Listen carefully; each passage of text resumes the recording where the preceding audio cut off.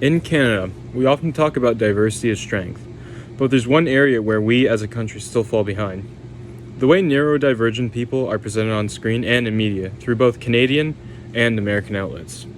Instead of showing real lives, Canadian film often shows stereotypes, and these stereotypes shape the way people with neurodivergence and ADHD are treated in real life. In film and media, there are a lot of stereotypes and misconceptualized interpretations of neurodivergence and ADHD. Some examples that you may know are the ADHD character who's always loud, messy, and a troublemaker, the one teachers roll their eyes at, and the interpretation of this disability treated as chaos instead of creativity. An example I found was Dory from Finding Dory, who's depicted as a messy troublemaker.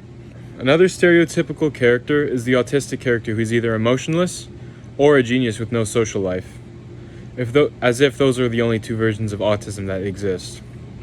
An example found for this was Sheldon Cooper from The Big Bang Theory, who's portrayed as an emotionless genius. Furthermore, a common character type is the dyslexic character, whose storyline is built around falling behind from them not reading, as if reading differently means being less capable. An example I found for this character stereotype was Percy Jackson from Percy Jackson and the Olympians. And finally, there's the character with Tourette's, who's too often used as comic relief. Their tics turned into jokes instead of a point of understanding for their character. Common character matching the stereotype that you might know is Thomas from South Park. Although I couldn't find prominent examples of these characters in Canadian film, themes still exist between the names listed. The common theme between these examples is the roles and characters poorly reflecting reality and showing one-dimensional character traits. These characters collectively reflect stereotypes that film and media keeps repeating.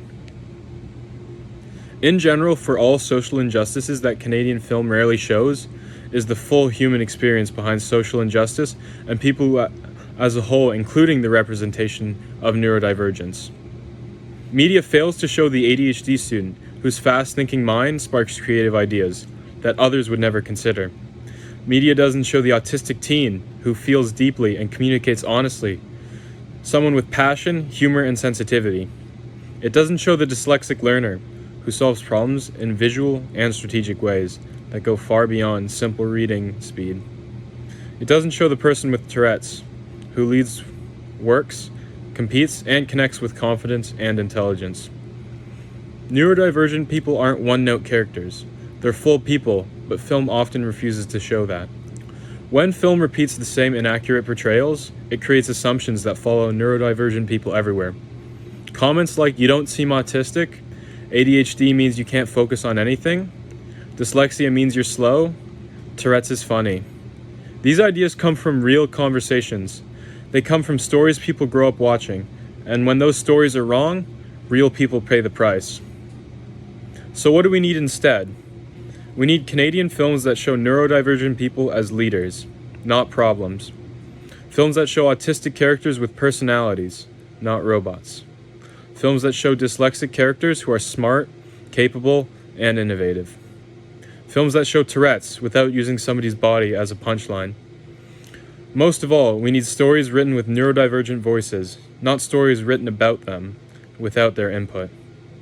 Neurodivergent people deserve to be seen as who they truly are, not reduced to stereotypes, because the stories we tell shape the world we create.